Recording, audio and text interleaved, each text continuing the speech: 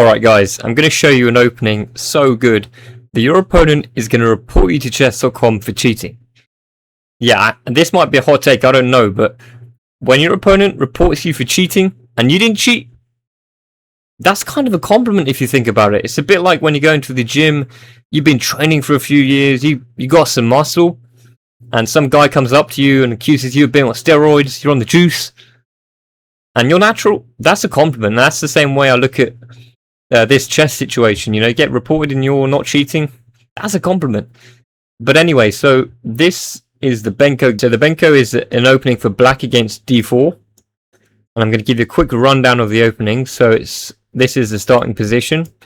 And now, because it's a gambit, the idea is we sacrifice our b pawn in exchange for very good active piece play.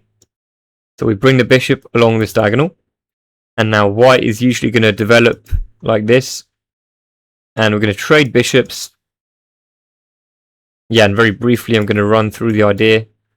It's basically to bring the dark square bishop to the long diagonal. And then we're going to bring both our rooks to the A and the B file, because they're the half open files, and we're just going to basically attack along the queen side. And eventually we're going to bring the knight around, either this way or this way, opening up the dark square bishop. And there's going to be a lot of tactics, and it's just going to be very fun for black to play. And we're only down a pawn, but yeah, the engine actually doesn't hate our position. It's just a fun opening to play. I think instead of analysing a bunch of opening theory, which could be a little bit boring, we're going to try and find an opponent, and we'll go through the opening live during a game. Alright, we're going to try and find a d4 player so we can get a Benko game going. Let's see. d4.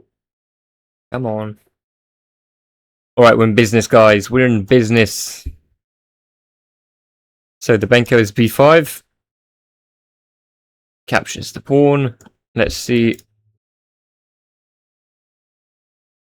Okay, so it does this strange move order. Same thing, basically. Basically the same thing. If he goes e4, we capture, but instead he fianchettas his bishop, which is fine. That's the other main setup. Let's see what we can do. Right, so we want to bring the pieces this way.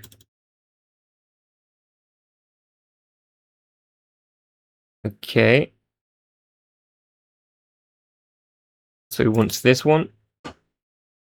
And now we're going to try and swing the knight around to prevent e5. So he wants to come here, so we move the knight away to cover the e5 square, maximum pressure.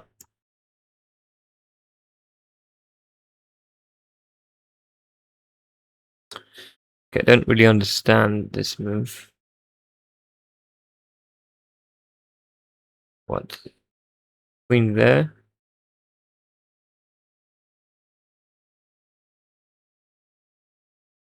Alright, anyway, so let's bring the knight around. Probably he's going to trade.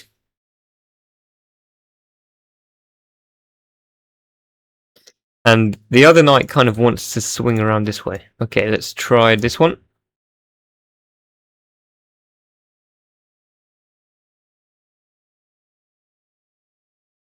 I guess knight there to protect the pawn. Okay. d3, and let's try this one. We might be able to hop in there with the fork. Let's see.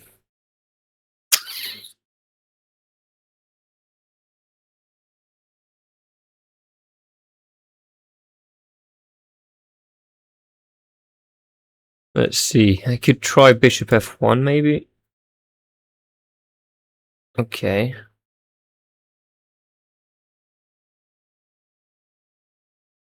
Okay.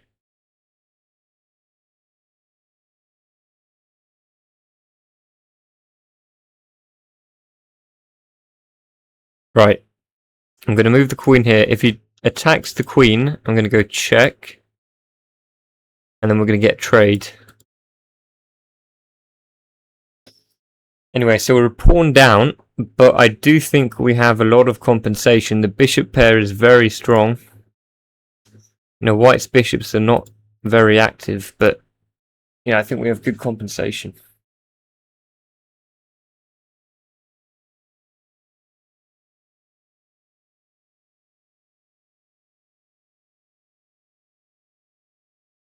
So yeah, there's also tricks as well.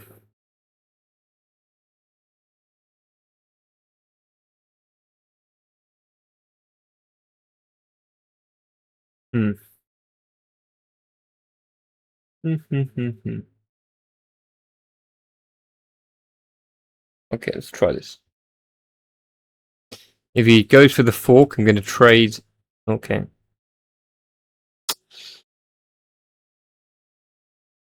Go check.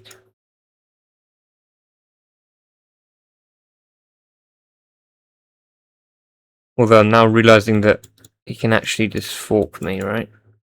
There's bishop there. Okay,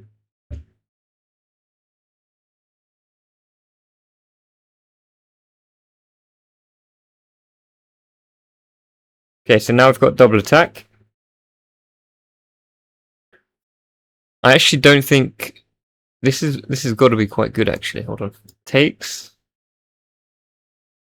This does look quite good, not gonna lie. Not gonna lie. He has to trade now. And then when he trades, we can either take this rook or this rook. This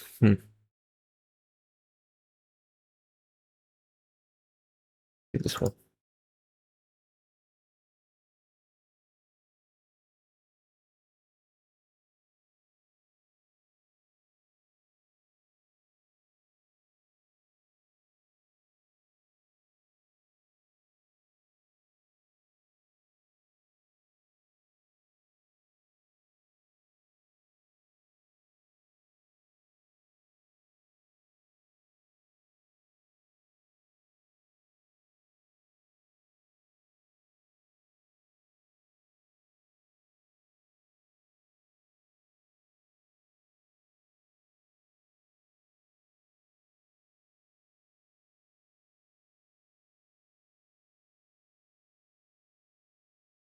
I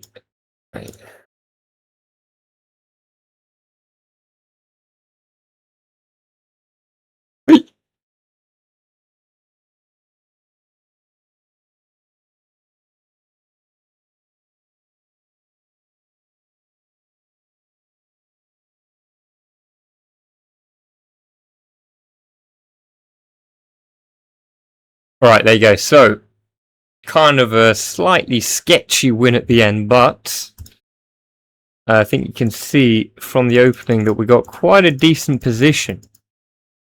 So we transitioned to a very similar position which I showed, but instead of e4, my opponent fianchettos his light squared bishop.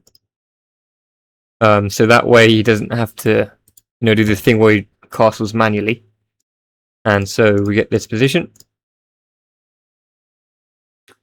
Now when white goes e4, his intention is to push. So we move the knight away to cover this square with 3 pieces. And then very simply we just swing the knight around to b5. This knight wants to come to the queen side. This knight can come to e5 at some point.